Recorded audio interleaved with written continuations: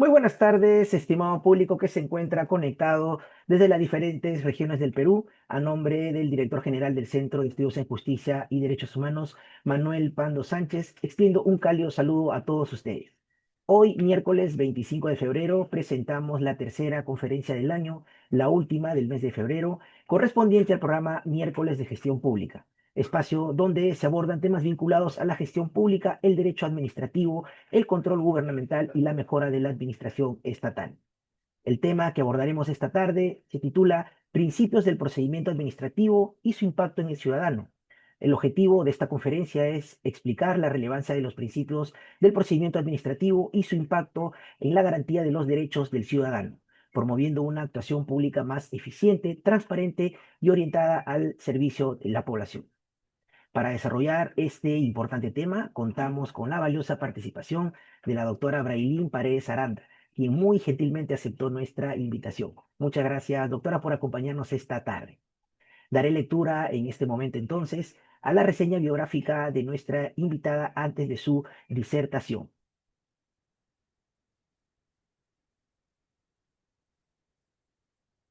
La doctora Paredes es abogada por la Pontificia Universidad Católica del Perú, donde obtuvo la máxima distinción académica, summa cum laude.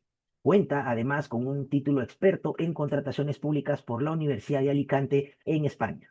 En el ámbito académico se desempeña como docente adjunta, tutora y asistente de investigación en cursos y programas de pregrado y posgrado en Derecho Administrativo y Derecho de Aguas, labor que fortalece el rigor técnico que caracteriza su ejercicio profesional. A lo largo de su trayectoria ha asesorado tanto a empresas privadas como a entidades públicas en temas regulatorios, contrataciones con el Estado, proyectos bajo asociaciones público-privadas, procedimientos administrativos sancionadores, eliminación de barreras burocráticas, obtención de títulos habilitantes, así como elaboración de proyectos normativos y políticas públicas. Actualmente es asociada del área de administrativo y regulatorio del estudio CMS Grau, donde centra su práctica en derecho administrativo, regulatorio y municipal, con especial énfasis en servicios públicos, procedimientos sancionadores, contrataciones públicas y eliminación de barreras burocráticas. Su experiencia académica y profesional, sin duda, enriquecerá en el presente espacio de diálogo y aprendizaje. Estimados participantes, debo comentarles también que en relación a la certificación, queremos recordarle que es necesario que puedan permanecer al menos el 90% del tiempo total de la conferencia. Y también resaltamos la importancia de su participación activa, ya que al culminar la participación de nuestra expositora, que tendrá una duración aproximada de 75 minutos, se abrirá un espacio para que puedan realizar sus preguntas a través de la opción preguntas y respuestas de esta plataforma.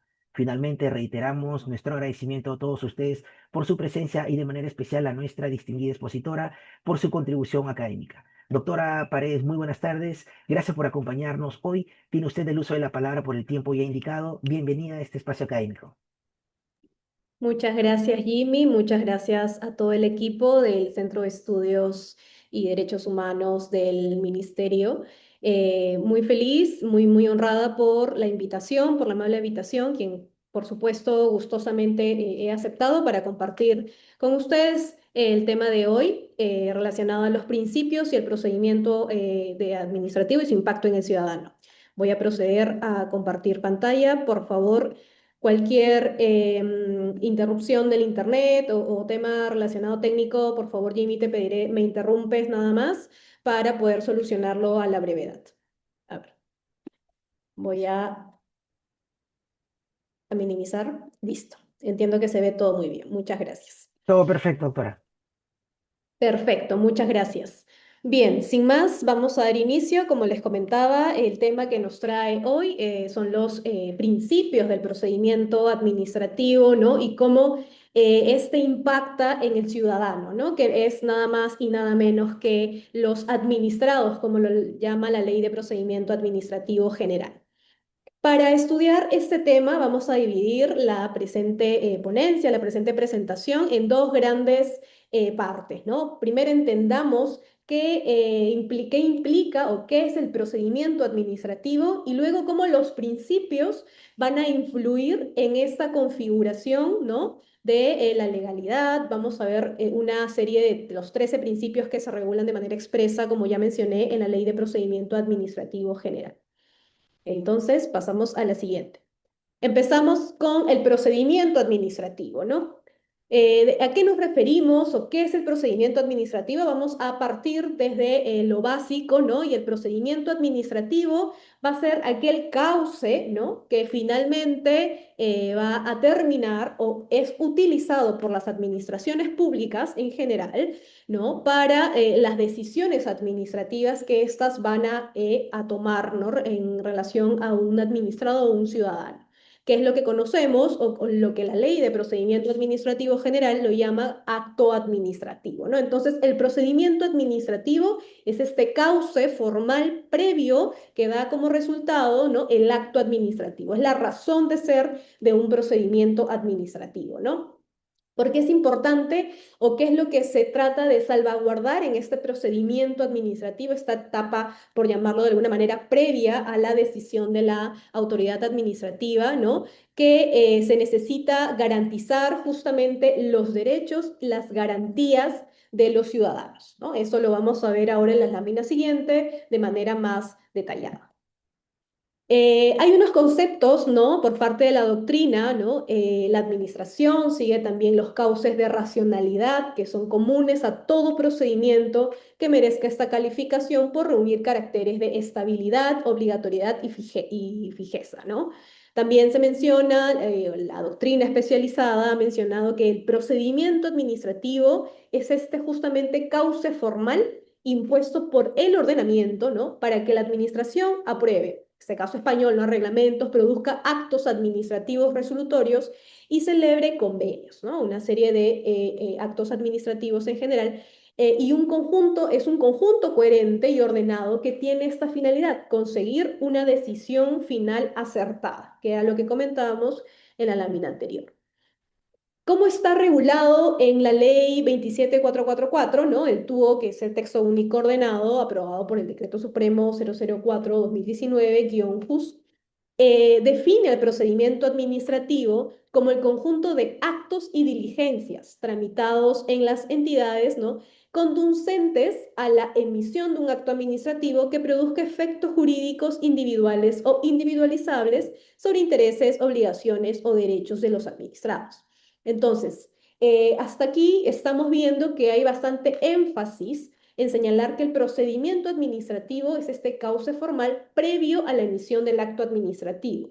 Entonces, este procedimiento debe configurarse de la forma más legal posible, ¿no? Porque justamente va a determinar si la decisión de la administración va a ser válida por, pues, conocemos nosotros cuáles son los requisitos de validez del acto administrativo y uno de ellos es que haya seguido, pues, el procedimiento administrativo formal que le corresponde, ¿no? Ahora, hay una precisión importante cuando tratemos ahora posteriormente el tema de los principios del procedimiento administrativo y es esta diferencia entre el procedimiento administrativo común del procedimiento administrativo general, ¿no? Esta diferencia parte en realidad de una modificación que se hizo a la Ley de Procedimiento Administrativo General en el 2016 a través del decreto legislativo 1272, en donde se le estableció, se le consignó en realidad a muchas disposiciones de esta ley el carácter de común. ¿Qué quiere decir el carácter común? Esto está detallado muy bien en el propio título preliminar de la ley, que se va a establecer garantías mínimas que todas las entidades de la administración pública, ¿no? Todas las administraciones públicas van a tener que observar. Son garantías mínimas, es el piso mínimo por el cual las administraciones no pueden ni sobrepasar en exceso ni en defecto, ¿no? ¿Qué quiere decir esto? ¿O qué implica ya su relación con el procedimiento administrativo común? Que lo común se opone a lo particular, ¿no? En cambio, el procedimiento administrativo general es opuesto a lo especial.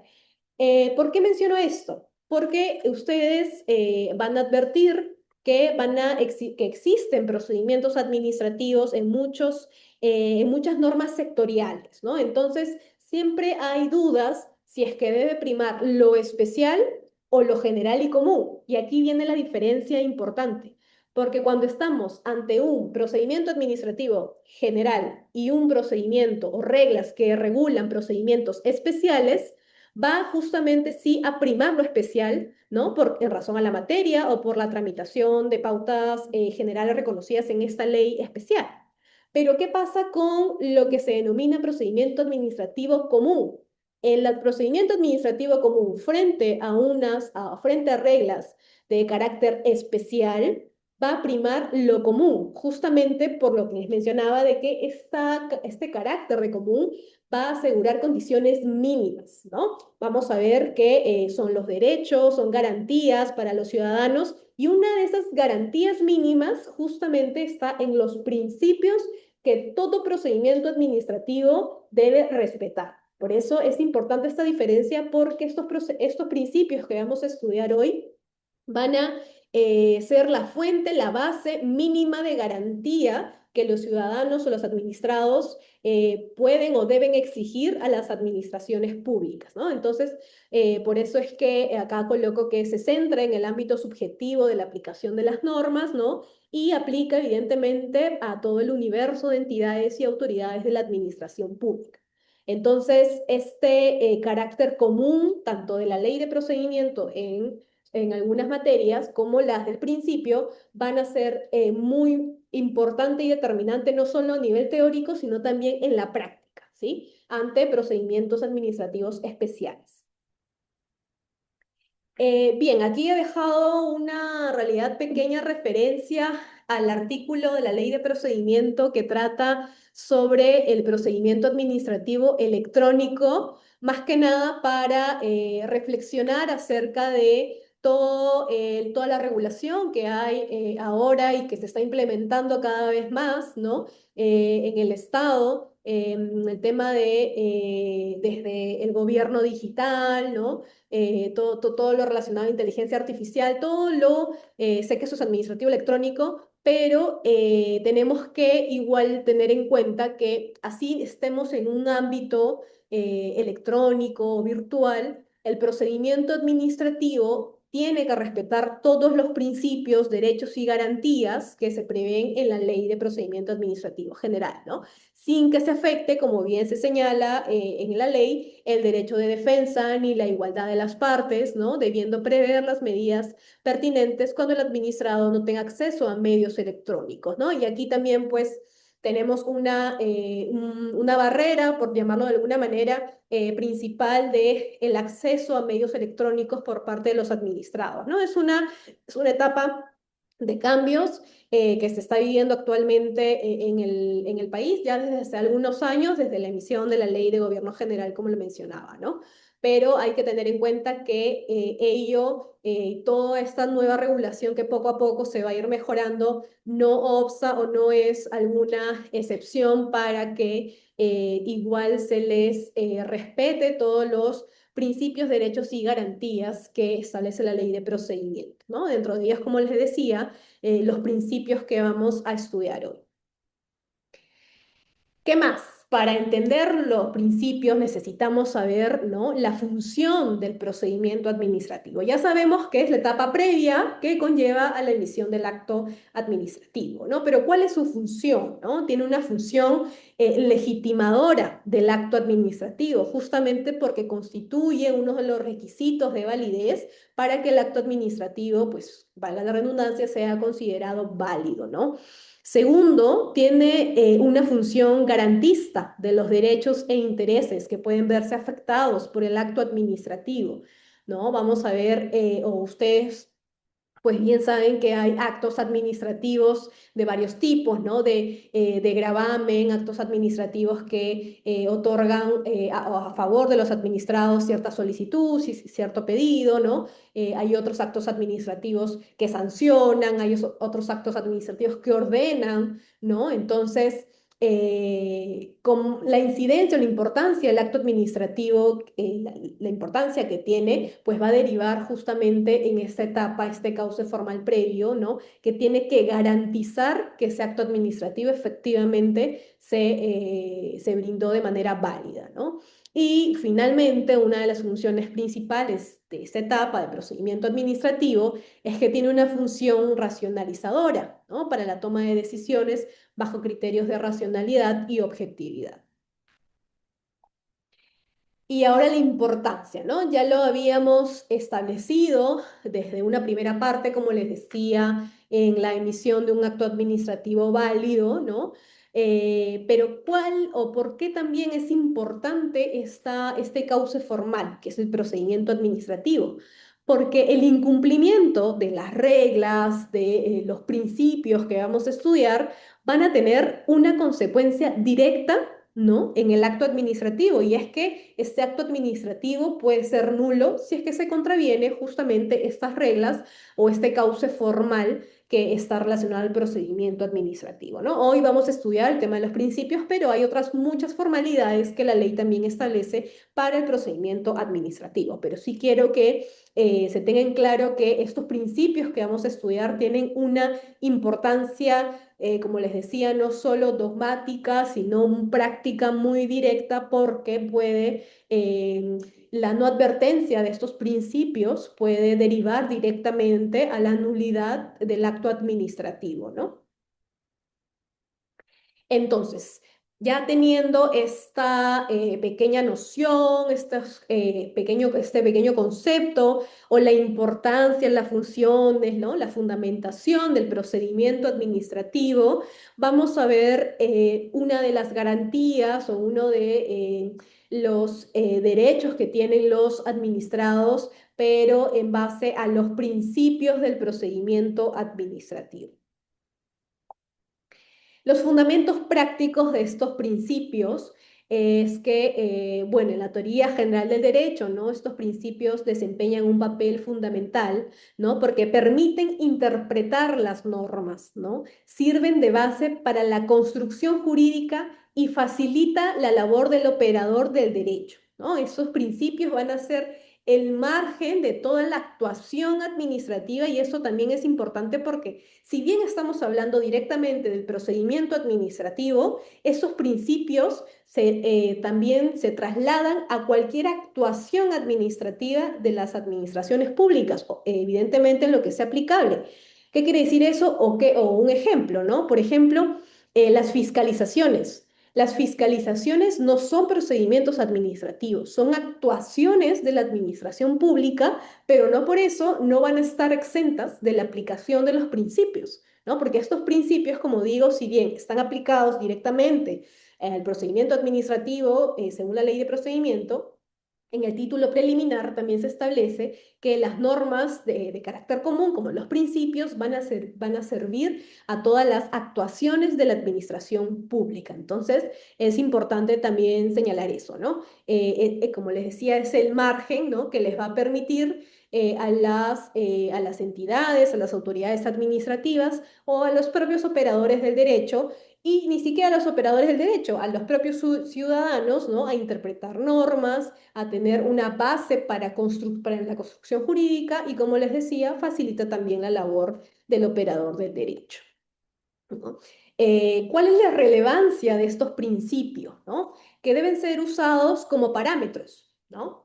Pero parámetros ¿para qué? ¿No? Para la generación de otras disposiciones administrativas de carácter general, ¿no? Y esto es importante, no solo deben ser aplicados en un procedimiento administrativo determinado, concreto, sino también son principios que están orientados a ser el marco, la base, para incluso cuando se quiera, por ejemplo, reglamentar un procedimiento sectorial para algo muy específico en un sector, en el sector transporte, en el sector agua potable y saneamiento, ¿no? Por decirlo como ejemplos. También sirven como parámetros para elaboración de las normas legales. Evidentemente, cuando el legislador o el ejecutivo, ¿no? En su función de reglamentar las leyes, evidentemente va a tener o tiene que tener en cuenta cuáles son los principios, como decía, que rigen su actuación, ¿sí? No solo de procedimiento administrativo en general en las actuaciones. Y bueno, finalmente, pues las que se regulan los procedimientos administrativos al interior de las entidades, ¿no? De cara a que los servicios o la atención al ciudadano, ¿no? Cuando se brinde cualquier tipo de servicios, o sea, por parte de las administraciones, deben fijar un respeto hacia estos principios. La utilidad, ¿no? ¿Cuál es la utilidad de estos principios? Sirven a la autoridad administrativa, a los administrados y a todos los agentes para interpretar la norma. Insistimos en eso porque vean a los principios como una base fundamental que va pues, a establecer un marco de actuación, un parámetro del cual las administraciones públicas y los administrados van a relacionarse, ¿no? Y bueno, las autoridades evidentemente pueden resolver los problemas hermenéuticos en la aplicación de los conceptos del procedimiento administrativo, ¿no? Y fundamentos prácticos, ¿no? ¿Por qué se regulan o cuál es la practicidad de estos principios en el procedimiento administrativo, ¿no? Y es por las diferencias que se presentan en la multiplicidad de procedimientos administrativos existentes, ¿no? Hay una serie de procedimientos administrativos, ¿no? Ustedes pueden advertir solamente en una entidad cuántos procedimientos administrativos hay, que generalmente están reconocidos en el TUPA, ¿no? En el texto único de procedimientos administrativos de cada entidad, ¿no? Y bueno, lo que establece la ley de procedimiento administrativo general es que justamente ante una multiplicidad de procedimientos, pues las entidades deben pues evaluar los requisitos de cada procedimiento, ¿no? Para ver que no se esté siendo exorbitante en la exigencia, por ejemplo, de ciertos requisitos, ¿no? Y bueno, y la PCM, según la ley de procedimiento, pues tiene esta obligación también de estandarizar los procedimientos administrativos. ¿Qué quiere decir eso, no? Que, por ejemplo, hay una cierta autorización que todas las municipalidades tienen o deben regular, ¿no? O deben ofrecer porque son competentes en base a la ley orgánica de municipalidades y para ello establecen procedimientos, pues al ser una misma o mismo tipo de autorización, todas las municipalidades deberían estandarizar los requisitos y, por ejemplo, el plazo que debe durar si es de evaluación previa, de aprobación automática, ¿no? Eso es un trabajo que lidera desde la PCM, pero a lo que quiero llegar con esto es que hay una multiplicidad de procedimientos, ¿no? Independientemente de esos esfuerzos de estandarización, que fundamentan la relevancia práctica de los principios del procedimiento administrativo, ¿no? ¿Qué otra razón hay, no? Otro fundamento práctico, que es la salvaguarda de las garantías. ¿De quién? De los ciudadanos, ¿no? De los administrados, como decía, por la importancia que tiene el procedimiento administrativo en que deriva un acto administrativo que les influye directamente a los administrados o ciudadanos, ¿no? Otra de los fundamentos también son o está la búsqueda de instrumentos que favorezcan las reglas del procedimiento administrativo bueno, general, ¿no?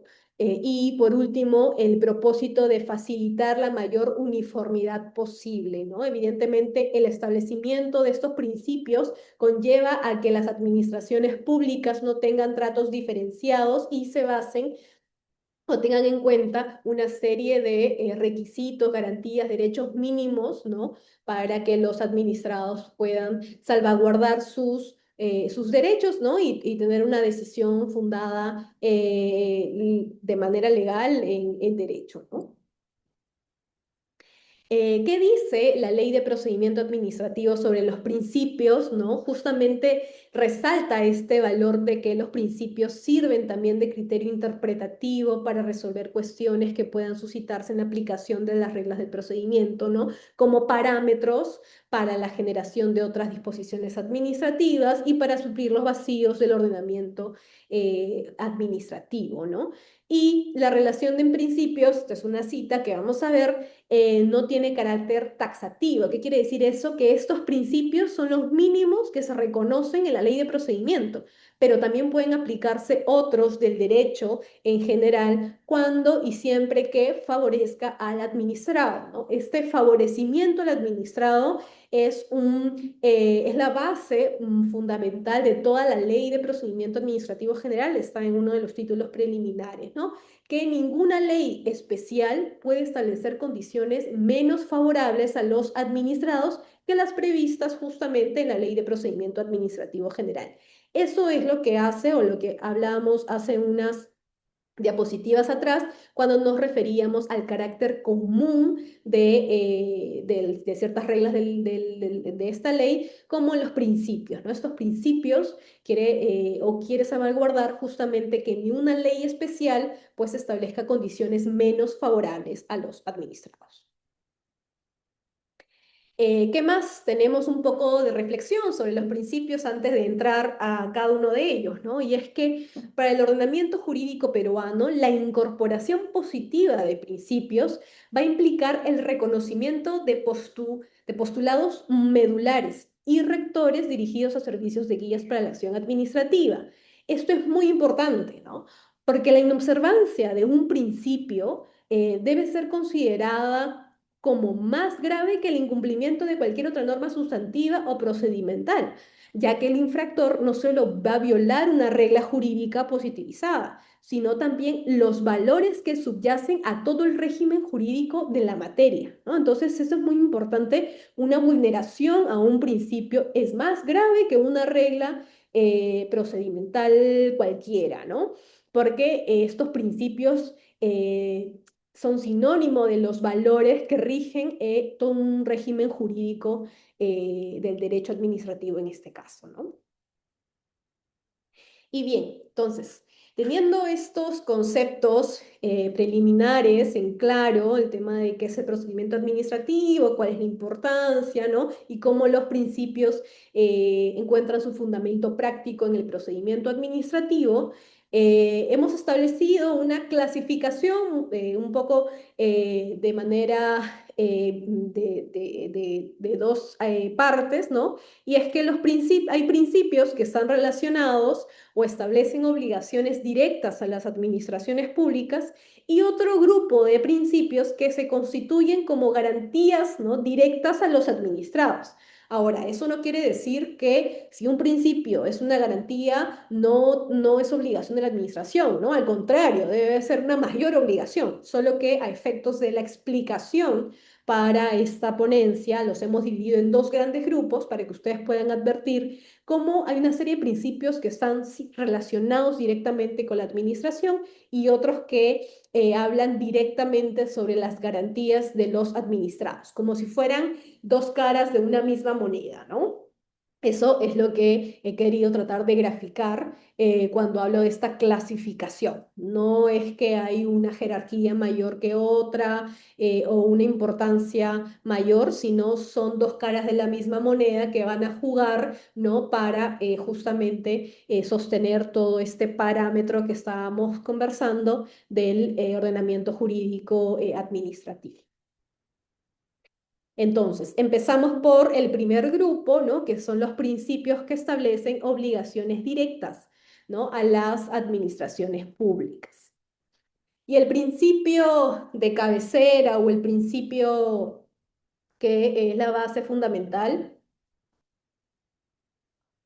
de todo ordenamiento jurídico, bueno, que se ajusta evidentemente al conjunto de normas, es el principio de legalidad, ¿no? Este principio va a partir por la necesidad de que la administración pública, a través de sus órganos, ¿no?, realice sus acciones siempre de conformidad con lo establecido en la Constitución, la ley y el derecho. Esto es determinante porque muchas veces se entiende al principio de legalidad solo como el sometimiento a la ley, ¿no? Y esa idea pues es errónea porque la legalidad implica todo el ordenamiento jurídico, ¿no? La coherencia que debe tener cualquier decisión de la administración debe estar basada no solo en la ley, sino también en la Constitución y en general en el derecho, ¿no? Por eso es que la Ley de Procedimiento Administrativo General señala de manera expresa que las autoridades administrativas deben actuar con respeto a la Constitución, a la ley y al derecho, dentro de las facultades que le estén atribuidas, ¿no? Y esta referencia a las facultades que le estén atribuidas pues quiere decir que solo serán en la medida que son competentes, ¿no? Las autoridades competentes, ¿no? Y de acuerdo con los fines para las que les fueron conferidas. Eso está relacionado con otra serie de principios que vamos a ver. Entonces, quedémonos con esta idea de que el principio de legalidad está relacionado a la concordancia, coherencia de que las decisiones de la administración, ¿no? Que se van a dar en el margen del procedimiento tenga que respetar todo el marco normativo en este caso, el ordenamiento jurídico peruano, desde la Constitución, las leyes, los reglamentos y en general el derecho. El segundo principio es el principio del debido procedimiento, ¿no? Este principio consiste en el cumplimiento de la administración pública de observar las formalidades, ¿no? Que deben darse en todo procedimiento administrativo. Y claro, coloco una advertencia de que estas formalidades no hay que tomarlo como un dato sin importancia o un mero checklist de lo que debe tener un procedimiento administrativo, sino que se busca garantizar los derechos y garantías de los administrados, ¿no? Sé que lo estoy repitiendo muchas veces, pero es importante que se tenga en consideración que todo esto está orientado justamente a la protección de los derechos y garantías, ¿no?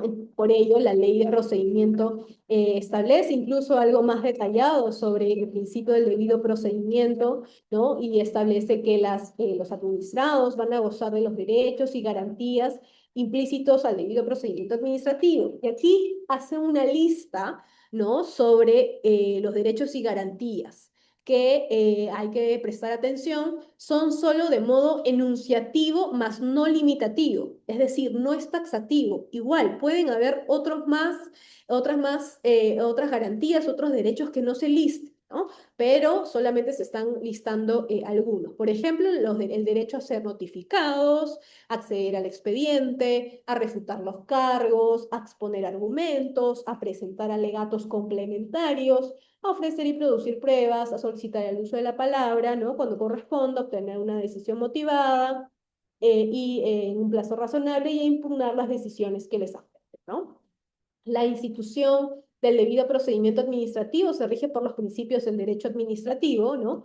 Y la regulación propia del derecho procesal es aplicable solo en cuanto sea compatible con el régimen administrativo. Justamente esto va pues en concordancia con lo que está señalando la propia ley al inicio cuando dice que esta lista es más que nada enunciativa y no limitativa. O sea, pueden haber más derechos, más garantías que sean propios del debido procedimiento, que pueden ser aplicables y que pueden venir del derecho procesal, pero siempre que que sean compatibles con este régimen de derecho administrativo, ¿no? Entonces, en resumen, lo que protege o lo que exige este principio del debido procedimiento a las autoridades, a las administraciones públicas, es que se observen y se cumplan las formalidades, ¿no? Porque estas formalidades van a garantizar en los derechos y propiamente las garantías que tienen los ciudadanos o los administrados.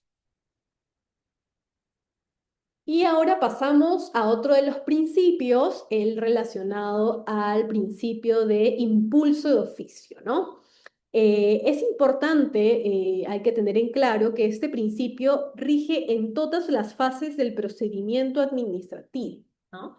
Implica que la administración pública, ¿no? Tiene el deber de realizar por sí misma toda actividad que sea precisa para hacer avanzar el procedimiento con la finalidad de llegar a una decisión final, ¿no? La finalidad última de este principio recae en satisfacer el interés público inherente en todo procedimiento administrativo. ¿Qué quiere decir este principio, no? Y bueno, en realidad la ley de procedimiento lo establece como, ¿no? Las autoridades deben dirigir e impulsar de oficio el procedimiento administrativo, ¿no? y ordenar la realización o práctica de los actos que resulten convenientes para el esclarecimiento y resolución de las cuestiones necesarias. Este principio de impulso de oficio establece una exigencia a la administración pública. ¿Qué exigencia? Que siempre esté activa en que el procedimiento siga su curso. Vamos a ver posteriormente que hay otros principios que van a reforzar esta actuación activa de la administración pública, ¿no? Como el de eficacia, celeridad, lo vamos a ver, pero se enfatiza en esta actuación de manera que la administración esté siempre atenta a, ¿no? O sea, no busca que el administrado se acerque a la entidad, esté haciendo seguimiento, sino que por ella misma el procedimiento siga su causa. ¿Por qué? ¿Por qué busca eso ese principio? Porque es importante justamente por la finalidad pública que hay detrás del procedimiento administrativo, cualquiera que fuere, ¿no? Hay un interés público, ¿no? Que va a tener, como decía, o va a terminar en un acto administrativo con una incidencia directa en el ciudadano y el administrado. Entonces, este principio impone o exige ese deber de actuar activamente por parte de la administración pública. Bien, ahora pasamos al principio de razonabilidad, ¿no? Este principio está orientado principalmente a las decisiones de gravamen y va a implicar, ¿no?, que las decisiones de la administración pública deban ser producidas de manera legítima, justa y proporcional, ¿no? ¿Qué dice la ley de procedimiento administrativo de manera expresa, ¿no? Las decisiones de las autoridades administrativas, ¿no? Cuando creen obligaciones, califiquen infracciones, impongan sanciones o establezcan restricciones a los administrados, por eso decíamos, son decisiones de gravamen, o sea que les va a afectar a, a los administrados, ¿no? Deben adaptarse dentro de los límites de la facultad atribuida, ¿no? Bueno, aquí este principio exige primero que la autoridad administrativa, pues, efectivamente tenga la competencia para, ¿no? Que es un requisito de todo acto administrativo, el de competencia, ¿no? Y manteniendo la debida proporción entre los medios a emplear y los fines públicos que se deban tutelar a fin de que respondan a lo estrictamente necesario para la satisfacción de su cometido, ¿no? Entonces, el principio de razonabilidad está relacionado con otros conceptos como la proporcionalidad, ¿no? ¿Qué quiere decir? Que cuando la autoridad administrativa justamente evalúe, ¿no?, o esté dentro del procedimiento administrativo, debe tomar sus decisiones, cuando generalmente son de gravamen, en base a algo proporcional, ¿no? Por ejemplo, cuando se establece o se impone una sanción, ¿no? Esta sanción debe ser proporcional a la infracción cometida, ¿no? No, por ejemplo, tengo una infracción de, no sé, se desechó ciertos basura, ¿no?, en algún lugar y pues por ello hay una multa de la municipalidad de 500 UIT. O sea, no es nada proporcional, ¿no? ¿Y cómo se mide esta proporcionalidad? Siempre con el bien jurídico involucrado, ¿no? Y la afectación que se tiene respecto de ese bien jurídico, ¿no? Y entre otros aspectos que este principio de razonabilidad, por ejemplo, en materia sancionadora, se especifica o se detalla de mayor manera, estableciendo unos criterios incluso para graduar las sanciones, por ejemplo, ¿no? Entonces, lo que se debe tener en claro de manera general de este principio es que va a buscar que las decisiones de la administración, cuando se tratan de decisiones de gravamen, ¿no?, se hagan de manera legítima, justa y proporcional. Eso, lo que está resaltado, o sea, con fondo amarillo, es lo que se debe resaltar de los principios. Bien, seguimos con la lista de los principios relacionados o que imponen obligaciones directas a la administración. Y este principio es el de imparcialidad, ¿no? Este principio es resultado directo de la aplicación en sede administrativa del mandato constitucional de igualdad material o de no discriminación, ¿no? ¿Por qué? Porque la ley de procedimiento señala, ¿no? Las autoridades administrativas actúan sin ninguna clase de discriminación entre los administrados, otorgándoles tratamiento y tutela igualitarios frente al procedimiento, ¿no? Resolviendo conforme al ordenamiento jurídico y con atención al interés general, ¿ya?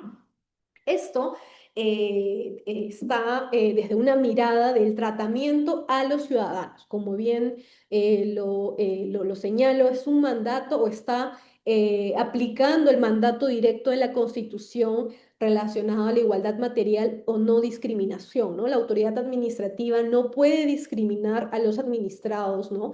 Ahora, bien sí pueden existir diferencias, ¿no? Para ciertas regulaciones, pero esas diferencias entre administrados, por ejemplo, en materia, por ejemplo, OSINERMIN, por ejemplo, en general así, entidades que tengan clasificaciones de los administrados respecto de manera sectorial, lo hacen, pero en función un fundamento objetivo, ¿no? Entonces, si hay un fundamento objetivo por el cual se debe diferenciar a los administrados, efectivamente, pues el trato igualitario o este mandato constitucional no se ve vulnerado, ¿no? Pero este principio, como les decía, de imparcialidad, sí está, es una aplicación directa de este mandato e implica la no discriminación entre los administrados. Bien, seguimos con uno de los principios también muy importante para tanto como obligación de las entidades públicas, ¿no? Como para los administrados, y es el principio de verdad material. Este principio va a establecer una carga a la administración pública, ¿no? ¿Qué carga? La de verificar la efectiva existencia de hechos y derecho en cuestión, ¿no?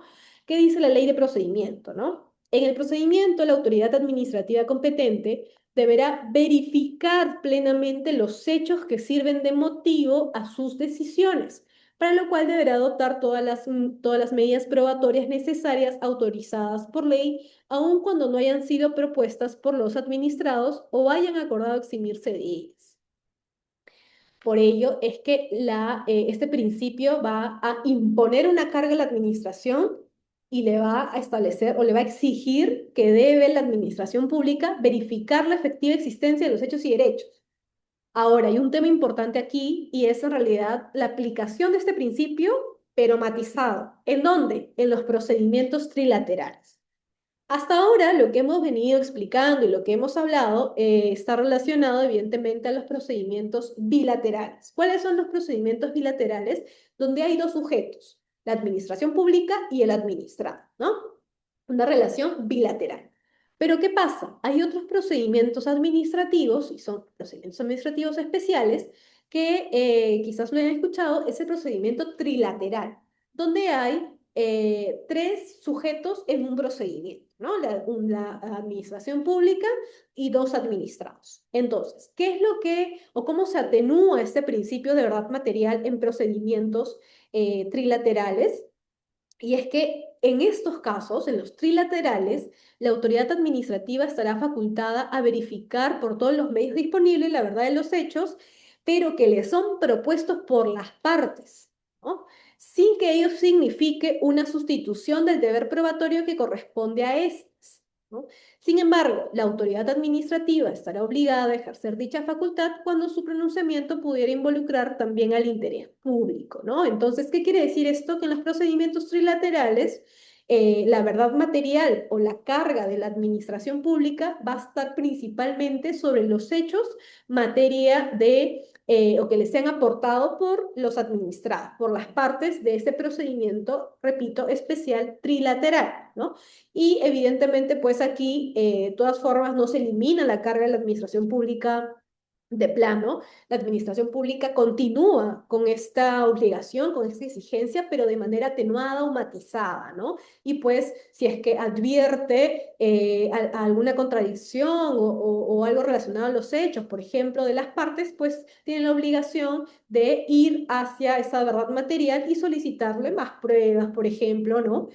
A los administrados. Pero es una aplicación de este principio de manera atenuada, de manera matizada, a este tipo de procedimientos especiales trilaterales, ¿no? Pero bueno, entonces volvemos y nos quedamos con que la administración, por regla general, tiene esta carga de verificar la efectiva existencia de hechos y derechos en cuestión.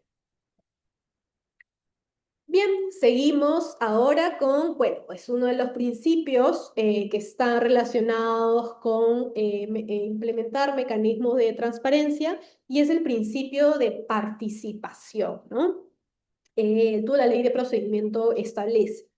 Las entidades deben brindar las condiciones necesarias a todos los administrados para acceder a la información que administren, ¿no? Sin expresión de causa, salvo aquellas que afectan la intimidad personal, las vinculadas a la seguridad nacional o las que expresamente sean excluidas por ley y extender las posibilidades de participación de los administrados y sus representantes en aquellas decisiones públicas que les puedan afectar mediante cualquier sistema que permita la difusión, el servicio de acceso a la información y la presentación de opinión. ¿No? En realidad, este principio de participación es la base, ¿no? O está relacionado, o mejor dicho, está mayormente ampliado en todo lo que es el régimen de la Ley de Transparencia y Acceso a la Información Pública, ¿no? ¿Qué es lo que establece todo este régimen de transparencia y acceso a la información pública? Pues que la información que tiene las administraciones públicas, por regla general, es de acceso público, es pública, ¿no? Evidentemente hay excepciones, son excepciones muy puntuales, ¿no? Cuando se tratan de temas de seguridad nacional, sobre, bueno, datos personales, intimidad personal, ¿no? O información confidencial, pero en principio, como regla general, toda la información es pública. Entonces, el principio de participación no solamente hace referencia a estos mecanismos de transparencia, sino también al deber que se le impone a la entidad administrativa, ¿no? A la autoridad administrativa, de brindar las condiciones necesarias, ¿no? No solamente es que sí sea pública y ya, sino que tiene que facilitar, ¿no? Dicha información. ¿Cómo? Y bueno, como repito, este régimen está ya especificado en la Ley de Transparencia y Acceso a la Información, por ejemplo, designando, ¿no? A un funcionario en cada entidad pública responsable, ¿no? De atender las solicitudes de acceso a la información, ¿no? Uno que se dedique solo a eso, un funcionario que se dedique solo a eso, es una forma de facilitar o brindar las condiciones necesarias. ¿Cómo más?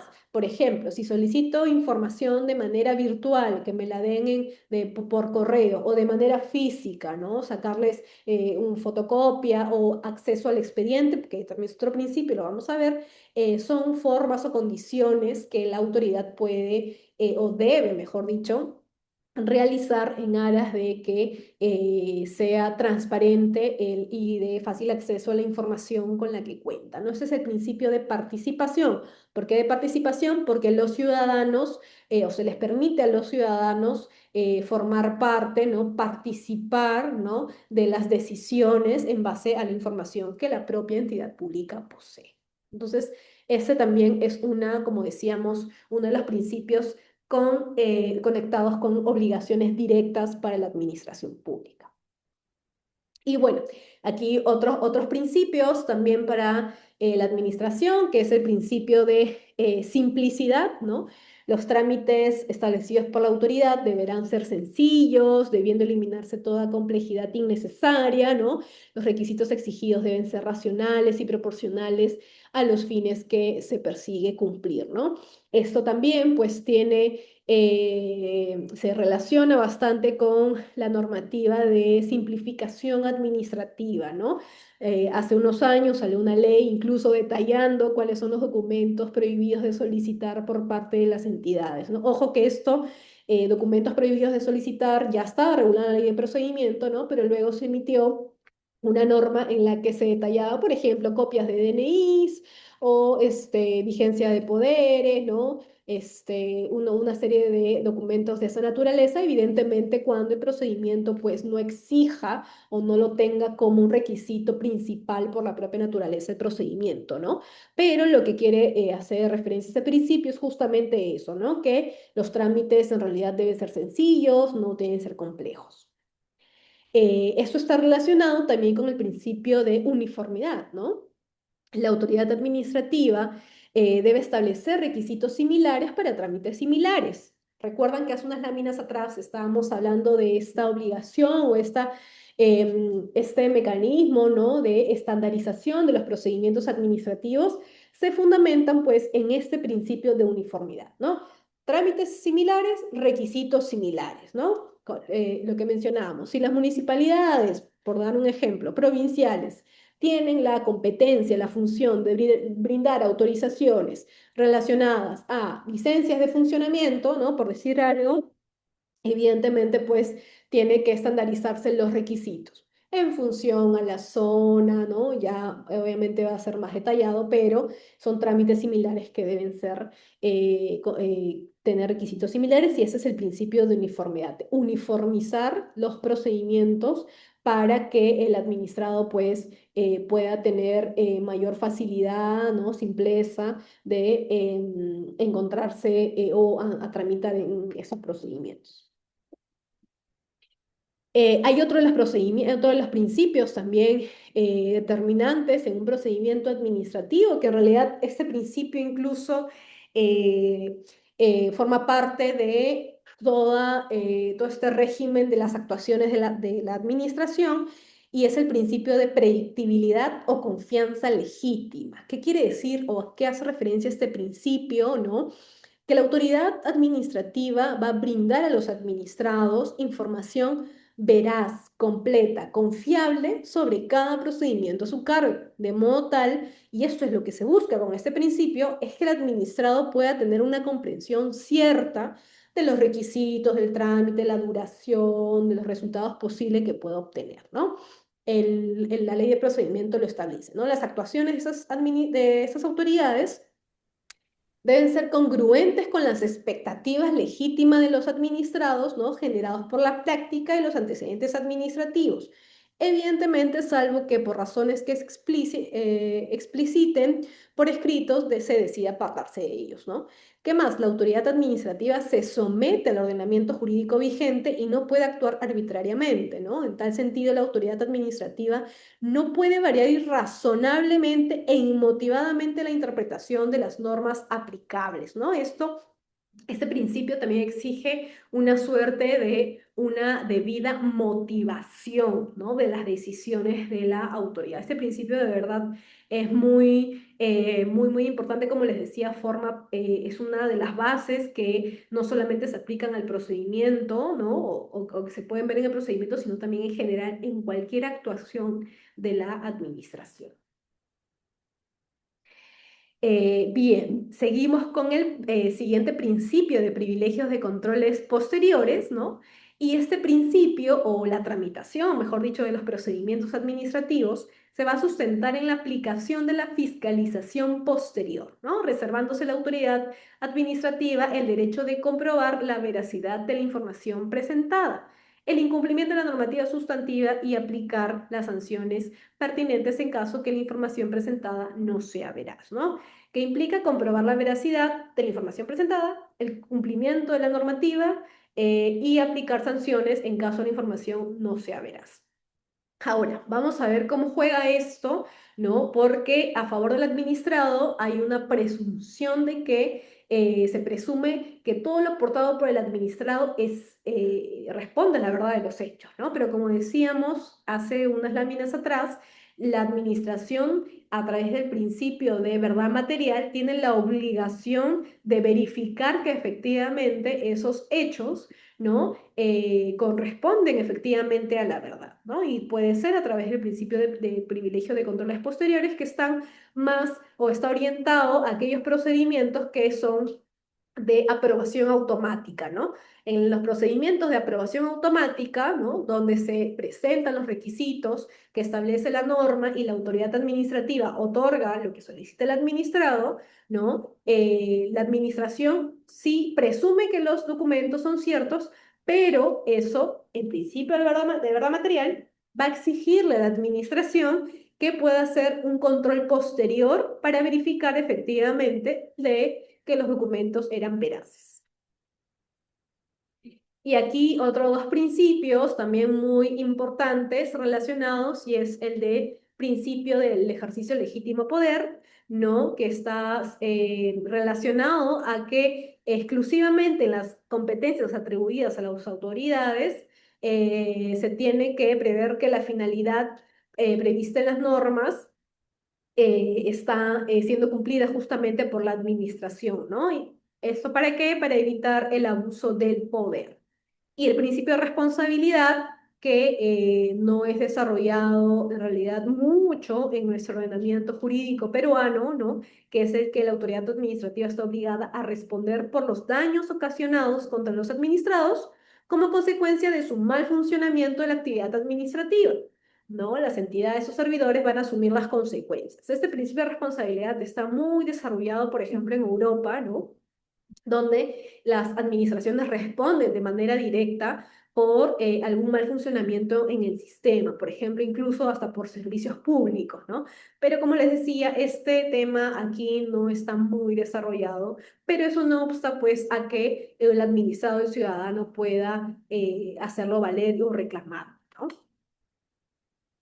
Y bueno, el principio de acceso permanente, que como les comentaba, está dentro de estos mecanismos de transparencia, como veíamos hace unos minutos, ¿no? El deber de la administración de facilitar toda la información a los administrados que son parte en un procedimiento, ¿no? Esto tuvo algunas incidencias con algunas entidades públicas que, por ejemplo, el administrado, siendo parte del procedimiento administrativo, no, la autoridad administrativa no permitía que acceda al expediente o no brindaba las condiciones para que el administrado pueda efectivamente acceder a su propio expediente, ¿no? Entonces, este principio está relacionado justo a este mecanismo de participación, a este mecanismo de transparencia que vimos en el principio de participación. Y bien, ya en los últimos minutos, para estar atenta a sus preguntas, ¿no?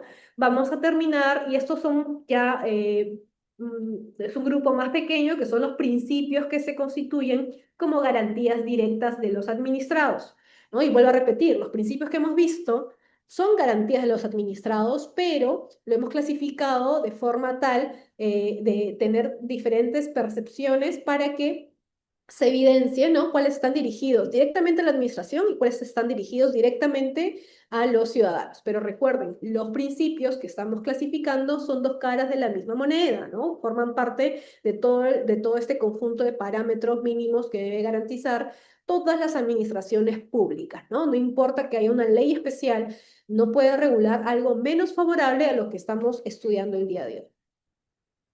Y bien, entonces, uno de esos principios es el principio de informalismo, ¿no? Este principio constituye una presunción a favor del administrado, ¿no? Surge como protección de la mera forma. ¿Qué es lo que dice? ¿No? Las normas de procedimiento deben ser interpretadas en forma favorable a la admisión y decisión final de las pretensiones de los administrados, de modo que sus derechos e intereses no sean afectados por las exigencias de aspectos formales que puedan ser subsanados dentro del procedimiento, ¿no? Siempre que dicha excusa no afecte derechos de terceros o interés o el interés público, ¿no? Entonces, ese principio de informalismo lo que va a hacer es proteger al ciudadano o al administrado de las meras formalidades, ¿no? Evidentemente que cuando estas meras formalidades pues no constituyan algo esencial para el procedimiento administrativo, ¿no? Como les decía, hay ya una norma en la que se establece concretamente que, por ejemplo, copia de DNI no puede ser pues solicitada de manera obligatoria por parte de alguna entidad pública para ciertos trámites, ¿no? Pero evidentemente, si vas a RENIEC porque quieres cambiar tu DNI y te solicitan copia del DNI, es evidente que en ese caso sí resulta esencial ese requisito, ¿no? Entonces siempre hay que ver también, ver con criterio esos principios en general, ese tipo de restricciones, ¿no? ¿Qué más nos ayuda este principio de informalismo? Que todas las normas, o sea, todas las reglas que se establecen ya en la ley de procedimiento de manera específica, siempre tienen que ser interpretadas de forma favorable a la admisión y decisión final de las pretensiones de los administrados, ¿no? Entonces, por ello es que este principio forma parte de una garantía directa para el administrado. Otro de los principios, el principio de presunción de veracidad. Este principio también constituye una presunción a favor del administrado, ¿no? Porque presupone que las actuaciones y los administrados se ajustan a la verdad, ¿no? Y esto genera una contrapartida, que la acreditación de falsedad es deber de la administración. Entonces, aquí juega lo que estábamos comentando hace unos momentos de principio de presunción de veracidad. Se presume que la información que el administrado otorga a la administración es veraz, ¿no? Responde a la realidad de los hechos. Pero eso no obsta o no quita la obligación de la administración pública de establecer, o mejor dicho, de conllevar a que se verifique que efectivamente responde la verdad de los hechos. Es obligación de la administración verificar, pero también presumir que la información por los administrados responde la verdad, ¿no? Y esto, como les decía, también depende bastante si son procedimientos administrativos de aprobación automática, donde rige el control de privilegios posteriores, o un procedimiento administrativo de evaluación previa, ¿no? La administración pública, por ejemplo, en esos procedimientos, pues tiene que verificar que los documentos aportados efectivamente responden a la realidad, ¿no? Por ello, la ley de procedimiento establece, ¿no? En la tramitación del procedimiento administrativo o se presume que los documentos y declaraciones en la forma prescrita de esta ley responden a la verdad de los hechos que ellos afirman, y esta presunción admite prueba en contrario. Pero recuerden, esa acreditación de falsedad es deber de la administración pública, no es deber del administrado. Bien, ahora seguimos con el principio de buena fe procedimental. Este principio tiene dos implicancias directas, ¿no? Por un lado, reconoce derechos a favor del administrado, pero también le impone deberes. ¿Cómo así? Vamos a ver qué es lo que dice de manera expresa la ley de procedimiento, ¿no? La autoridad administrativa, los administrados, sus representantes o abogados y en general todos los partícipes del procedimiento van a realizar sus respectivos actos procedimentales guiados por el respeto mutuo, la colaboración y la buena fe, ¿no? La autoridad administrativa no puede actuar contra sus propios actos, salvo en los supuestos de revisión de oficio contemplados en la ley, y ninguna regulación del procedimiento administrativo puede interpretarse de modo tal que ampare alguna conducta contra la buena fe procedimental, ¿no? Entonces, aquí lo que se establece es que cualquier partícipe, o mejor dicho, todos los partícipes del procedimiento deben realizar sus actuaciones siempre guiados por la buena fe, ¿no? La buena fe, por ejemplo, aportar documentos que realmente sean veraces, por parte de la administración no ser desproporcionales, ¿no? Motivar las decisiones, es más que todo el cumplimiento de este cauce formal que estábamos hablando sobre el procedimiento administrativo, ¿no? Y claro, evidentemente reconoce derechos a favor del administrado porque el administrado va a tener derecho a que la autoridad, por ejemplo, le otorgue un espacio para una audiencia oral, para presentar alegaciones posteriores, ¿no? Pero también impone deberes, que es justamente lo que comentábamos, de brindar una información cierta, no falsa, ¿no? Entonces, es una contrapartida, pero igual supone una garantía, como decía, tanto para los administrados como para cualquier partícipe del procedimiento. Seguimos con el principio de celeridad, ¿no? Este principio supone un dinamismo, ¿no? Porque exige el impulso permanente, ¿no? Y era lo que estábamos viendo también, o está relacionado con el principio de impulso de oficio, ¿no? Eh, la ley de procedimiento establece, ¿no? Este principio tiene como objetivo principal alcanzar mayor prontitud entre el inicio del procedimiento y la decisión definitiva, ¿no? Quienes participan en el procedimiento deben ajustar su actuación de tal modo que se dote al trámite de la máxima dinámica posible, evitando actuaciones procesales que dificulten su desenvolvimiento o constituyan meros formalismos a fin de alcanzar una decisión en tiempo razonable sin que ello revele a las autoridades del respeto al debido procedimiento o un ordenamiento. Entonces, este principio de celeridad, como pueden observar, está prácticamente muy de la mano con otros principios, como por ejemplo bueno, el de eficacia que vamos a ver ahora, pero también con el principio de informalismo, ¿no? Buena fe procedimental, ¿no? Con esos principios que lo que quieren, o impulso de oficio, que lo que quieren o la finalidad última es que el procedimiento administrativo se dote de del mayor dinamismo posible, ¿no? Porque lo que se quiere es obtener el acto administrativo, si bien sí de una manera rápida, eficaz, célere, pero respetando las garantías que el procedimiento exige, ¿no? Entonces, es un principio que está relacionado al dinamismo por parte, o mejor dicho, que favorece al administrado. Y acá está, ¿no? Lo que es el principio de eficacia, ¿no? Este principio va a garantizar el núcleo central de debido procedimiento, ¿no? En que se cumplan los fines del procedimiento, ¿no? Entonces, los sujetos del procedimiento deben hacer prevalecer el cumplimiento de la finalidad sobre aquellos formalismos cuya realización no incida en la validez, ¿no? Como les decía, ya el ejemplo de la copia del DNI en procedimientos administrativos en los que no es necesario la copia del DNI, pues además de ser un requisito que ya no se puede exigir por parte de las entidades públicas, ¿no? Si se dan cuenta, es un mero formalismo, por eso les decía que este principio de eficacia está relacionado con otros, como el principio de informalismo, impulso de oficio, celeridad, ¿no? Que están orientados siempre a que el trámite, ¿no? El procedimiento administrativo sea lo más simple, eficaz, lo más rápido, célere, pero a la vez estando garantizando, ¿no? Los derechos y las garantías de los administrados.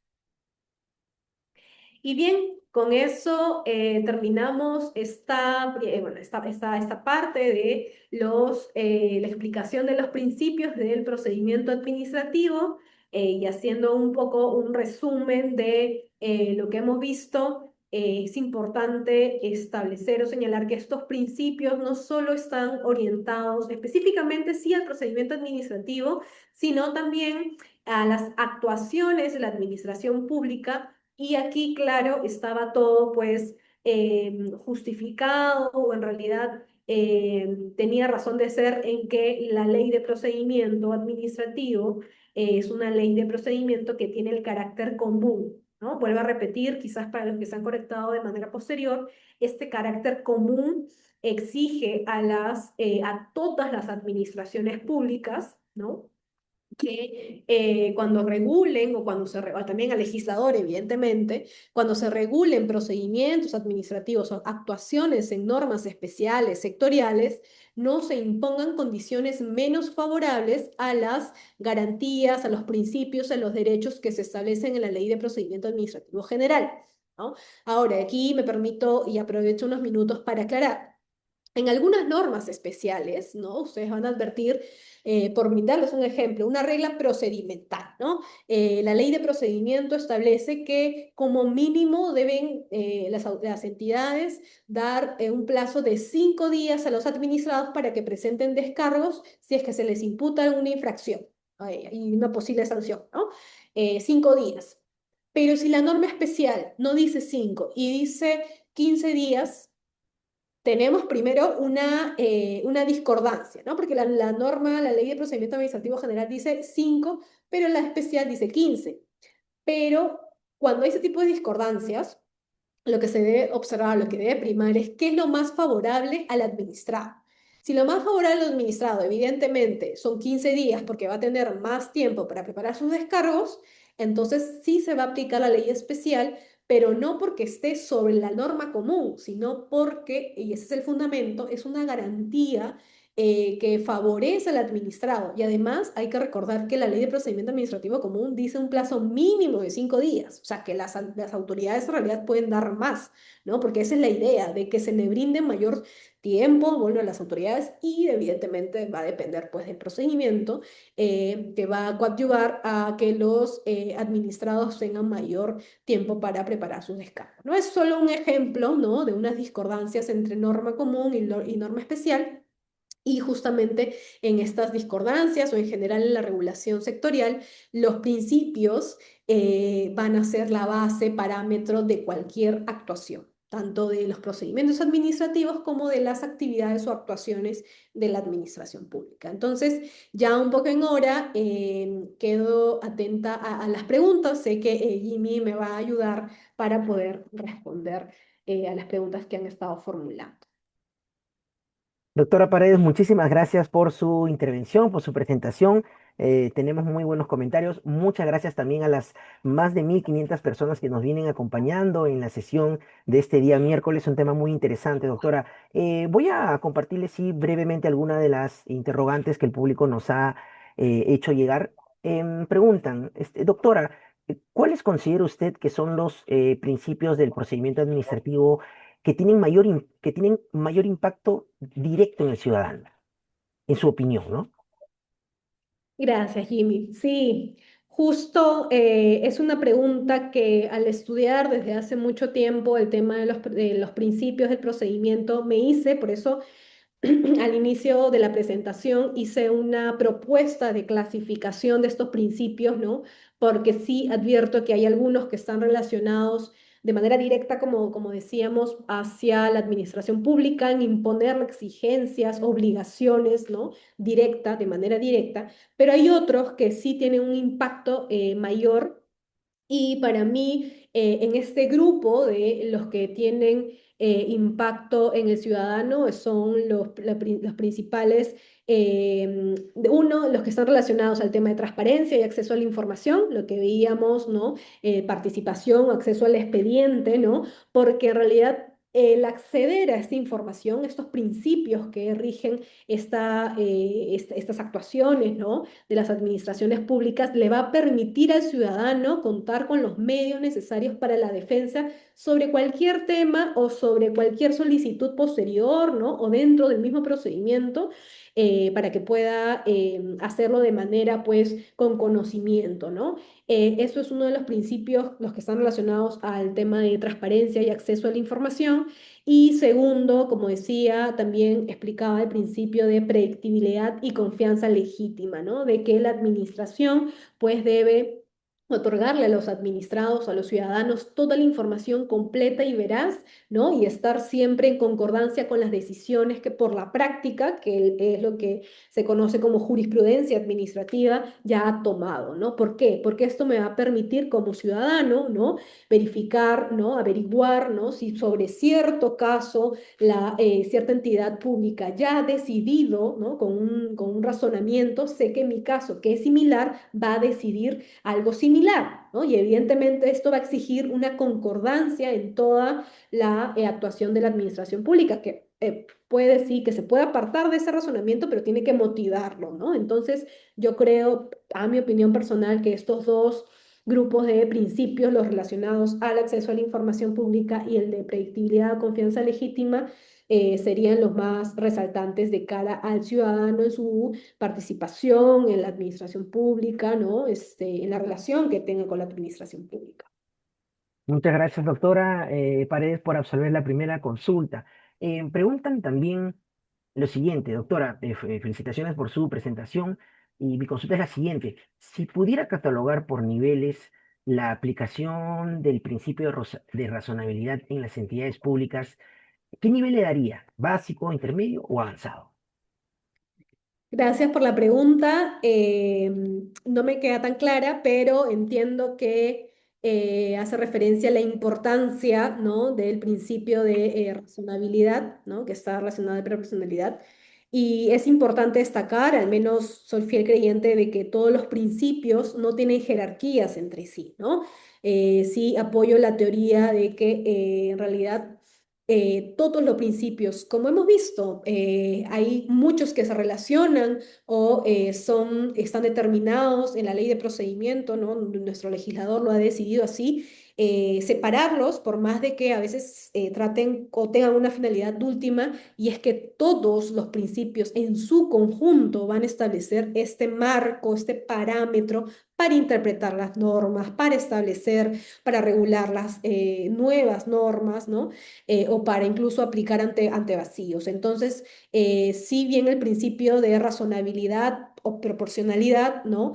Sí es muy importante, de repente sí puede tener una mayor relevancia o un mayor protagonismo, por ejemplo, en los ámbitos sancionadores, ¿no? En el ámbito sancionador, el principio de razonabilidad, proporcionalidad, pues es la estrella porque son o se tratan de decisiones de gravamen de parte de la administración que va a exigir que la administración sí tenga una evaluación más certera, ¿no? Más proporcional, estableciendo criterios. Incluso hay sectores que ya tienen una fórmula matemática para establecer cada criterio y darle un peso, ¿no? Pero como digo, no es que haya un nivel de jerarquía o peso, sino que puede tener mayor protagonismo por la naturaleza, ¿no? Por ejemplo, el de razonabilidad o proporcionalidad tiene un mayor protagonismo en los procedimientos sancionadores, ¿no? Gracias, doctora. Justamente en relación a esto, bueno, preguntan, ¿no? El principio de razonabilidad, doctora, ¿solo se menciona cuando hay o cuando existe medida provisional o es en general a todas las decisiones o en general todas las decisiones deben ser justas de acuerdo al bien jurídico protegido? Muchas gracias por la pregunta. Me permite aclarar muy bien el alcance del principio de razonabilidad, de proporcionalidad.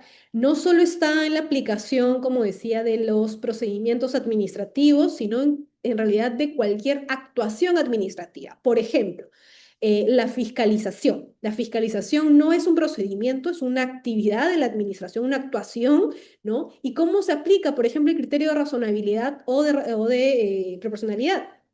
Por ejemplo, cuando el fiscalizador pretende incautar algunos bienes o cuando cierra el local, ¿no? Debe hacerlo de manera proporcional. ¿Qué quiere decir? Evidentemente sin generar más daños al administrado porque ya está teniendo una actuación que ya le está afectando, ¿no? No ser desproporcional, ¿no? Por ejemplo, si le incauto, no sé, tiene al ambulante que está afuera, los fiscalizadores de las municipalidades. Muchas veces se ve cómo o la forma en la que les quitan los bienes a los ambulantes, ¿cierto?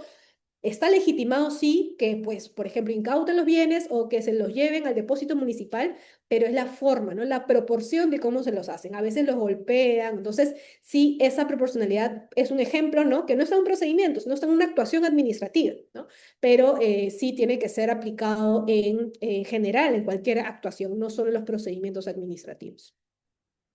Gracias, doctora, por aclararnos ese punto, muy importante. Doctora, ¿el principio de informalismo favorece realmente al administrado o es que genera inseguridad jurídica, en su opinión? Perdóname, Jimmy, ¿podrías repetir? No, no te logré escuchar. Sí, indican o preguntan si es que el principio de informalismo favorece al administrado o es que genera inseguridad jurídica. Gracias. No, para responder la última pregunta, no genera inseguridad jurídica de ninguna manera, ¿no? Lo que protege o lo que quiere proteger el principio de informalismo es hacer que se privilegie el fin último del procedimiento administrativo, ¿no? Y protege al administrado de las meras formalidades. Por eso es que cuando lo explicaba, estas meras formalidades hay que siempre tenerlo en cuenta o en criterio en relación con el procedimiento, ¿no?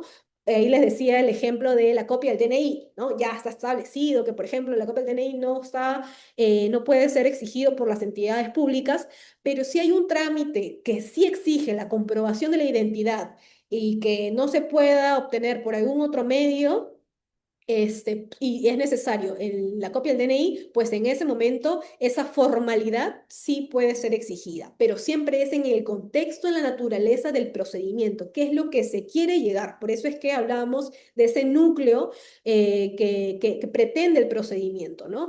Eso es importante, pero el informalismo de ninguna manera va a tener incidencia con el tema de la seguridad jurídica, no, porque estas formalidades tienen que tener este requisito de no ser esenciales, ¿no? De no estar, pues, sujetas a que la administración pública sí o sí tenga que contar con ellas, ¿no? Definitivamente va a depender de cada procedimiento, pero de manera general, el informalismo lo que protege o que hace que el administrado sea protegido de estas meras cuestiones formales.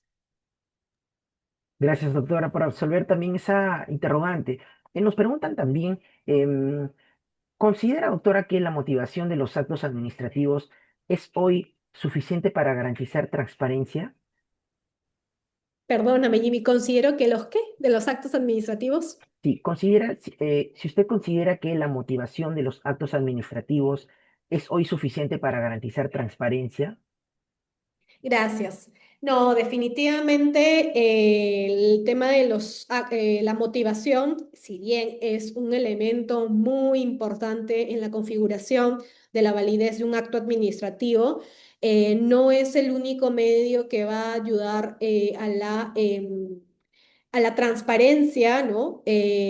Porque definitivamente, uno, por un lado, hay otros requisitos del acto administrativo que deben ser cumplidos, ¿no? El de competencia, la finalidad pública, que haya seguido el procedimiento formal, ¿no? Y segundo, ¿no? Como decíamos, ya el tema de transparencia está más relacionado con el acceso en general de la información pública. Ahora, aquí de repente la pregunta va también motivada por ese lado, ¿no? Dirigida por ese lado. Cuando uno solicita información pública a la administración, no tiene la obligación, el ciudadano no tiene la obligación de justificar por qué quiere esa información. Es deber de la autoridad otorgársela en la medida que sea pública. Como decía, ¿hay excepciones que se regulan en la norma? Claro que sí, son puntuales. Pero en principio, una de las reglas generales en temas de transparencia y acceso a la información es que el administrado no tiene que expresar la causa por la cual quiere esa información porque es pública, ¿no? Y eso es bien importante, es un fundamento de la ley de transparencia y acceso que, bueno, es aquí en el ordenamiento jurídico peruano y en general como en Europa, por ejemplo, en otros ordenamientos. Gracias, doctora. Justamente en relación a bueno, a la respuesta que usted ha tenido bien responder, preguntan si respecto al acceso permanente, si es que este se puede solicitar por acceso a la información o si es que es lo mismo. Eso quieren que lo pueda aclarar, doctor, ese punto. Perfecto. Sí, no, no se preocupen, es una pregunta muy usual en temas de acceso y transparencia, el acceso permanente al expediente, ¿no? A todo el procedimiento. Y aquí hay que aclarar, ¿no? La ley de procedimiento, a través de este principio, lo que regula es el acceso permanente de los partícipes del procedimiento, ¿no? Esa es como una regla general primordial de primer orden, por decirlo así. Evidentemente, si yo soy partícipe del procedimiento y la autoridad administrativa que posee mi expediente, o que está llevando a cabo el procedimiento, no me permite, es una vulneración directa a ese principio. Pero ¿qué pasa? ¿No? Y es la pregunta también. Terceros que no forman parte de ese procedimiento pueden acceder a la información, ¿no? Y justamente aquí viene ya el tema, pues, de las excepciones, ¿no? Que establece la Ley de Transparencia y Acceso a la Información Pública, ¿no? Que es otro régimen ya muy especial que establece que, por ejemplo, si tiene información, no sé, de carácter de datos personales, ¿no? No debería. Ahora, ¿qué es lo que se hace también, o qué es lo que se dispone, mejor dicho, también en esta norma? De que un tercero puede acceder, por ejemplo, a un expediente siempre y cuando este expediente ya o este procedimiento ya haya sido culminado. Si ya es culminado, puede hacer acceso a la información pública, sí, pero como les digo, hay aspectos de datos personales, por ejemplo, en la SUNAT, si es que hay información financiera o información confidencial, ¿no? Que pertenecen a los administrados que fueron parte de ese procedimiento, la autoridad lo que debe hacer es brindarlo, sí, al administrado, pero borrando, ¿no? O protegiendo ese tipo de información que está caracterizada como de datos personales o confidencial. ¿Así? Entonces es un matiz que la norma, la ley de transparencia y acceso a la información dispone, pero sí un tercero puede acceder al expediente de otro siempre y cuando ya haya sido culminado en la entidad o en el propio expediente, ¿no? Muchas gracias, doctora. Vamos a pasar ya también a las últimas consultas de esta sesión, reiterando el agradecimiento a usted y también a las más de 1.450 personas que están todavía con nosotros conectados. Doctora, ¿cómo diferenciar una actuación administrativa de un procedimiento administrativo? Si es que nos puede dar algunos ejemplos, por favor. Perfecto, sí. Qué bueno que les haya generado interés, porque como les decía, esto en la doctrina, al menos la doctrina de nivel nacional, ha tratado de explicarlo recientemente. Cuando digo recientemente, pues ha sido hace unos 10, 15 años, ¿no? Algo, algo recién. Y es que cuando se tratan de actuaciones materiales y procedimientos administrativos, la diferencia está en qué es lo que hace la administración o cuál es el hecho, ¿no? Por ejemplo, el ejemplo primordial y que está regulado en la ley de procedimiento como actividad de la administración es la actividad de fiscalización. Es una actividad el ejemplo estrella de las actividades administrativas, ¿no? ¿Cómo diferenciar? ¿Qué es lo que estás, o sea, cuál es el foco, ¿no? ¿Cuál es el foco?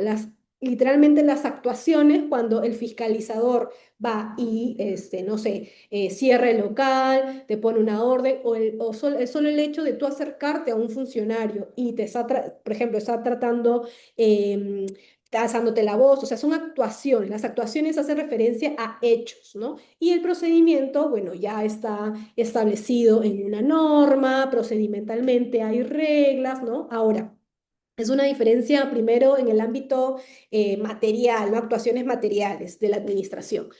Otra diferencia también está relacionada a cuando te vas a la norma, ¿no? Que quieres aplicar o analizar, pues ahí se establece, ¿no? Ese es un procedimiento administrativo y ya vas estableciendo la diferencia.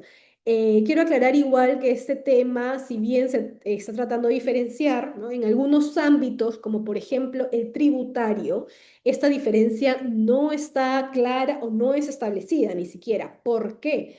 Porque en el ámbito tributario las fiscalizaciones están procedimentalizadas, ¿no? Y ahí hay una discusión que ahora en la doctrina no es no, no es clara, ¿no? O mejor dicho, no hay una posición definida de que las fiscalizaciones en el ámbito tributario son o no procedimientos. Algunos dicen, son actuaciones, solo que están procedimentales, que tienen reglas establecidas. Otros dicen, no, sí son procedimientos propiamente. Entonces, es algo que no está claro todavía. Yo soy de la posición de que cualquier fiscalización es una actividad, es una actuación material, ¿no?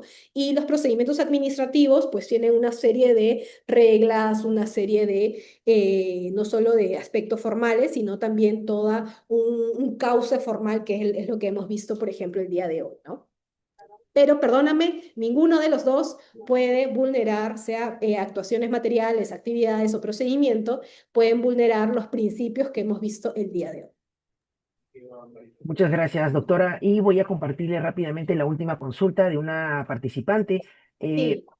Pregunta, doctora, ¿cómo podría ponderar el principio de informalismo con con el gobierno digital, ya que hay procedimientos iniciados en entidades sin tomar en cuenta los parámetros del gobierno digital? ¿Qué hacer? Sí, por eso cuando les decía al inicio, en general de la exposición, la implementación del gobierno digital supone todo un reto, ¿no? No solo por el tema de cómo por parte de la administración se brinda temas ya virtuales, tecnológicos hacia la población, sino también cómo pueden acceder y cómo la administración va a responder ante esta omisión. Perdóname que estoy un poco con el tiempo, pero quiero terminar esta respuesta solo señalando de que es importante para cuando se establezcan todo lo que es el gobierno digital, ¿no? Y este principio, por ejemplo, de informalismo o temas formales, el establecimiento o el pensar en aquella población o los mecanismos de brindar, porque ni siquiera toda la población tiene acceso a Internet, por ejemplo. Entonces, ya desde ahí hay una brecha, ¿no? Entonces, lo primero que se debe hacer es hacer esfuerzos por garantizar que todos puedan tener acceso a un mundo tecnológico, virtual, digital, y luego ya progresivamente, y esta progresión implica la coordinación de las entidades, obviamente competentes, ¿no? De establecer poco a poco. O sea, tiene que ser progresiva la implementación del gobierno digital para no afectar los principios que hemos visto, como por ejemplo el informalismo. Muchísimas gracias, doctora Paredes, por su tiempo. Gracias también a las personas por habernos acompañado hasta este momento, doctora. Reiteramos el agradecimiento a nombre de la Dirección General de nuestro Centro de Estudios. Esperamos contar con su participación en otra oportunidad. Ha sido una experiencia muy enriquecedora, muy buenos comentarios. Gracias nuevamente a usted y respetando los tiempos, ya estamos dando por finalizada la sesión del día de hoy en nuestros miércoles de gestión pública. Gracias nuevamente, doctora, que continúe teniendo usted una muy buena tarde. Muchísimas gracias a ustedes. Pronto, muchísimas gracias.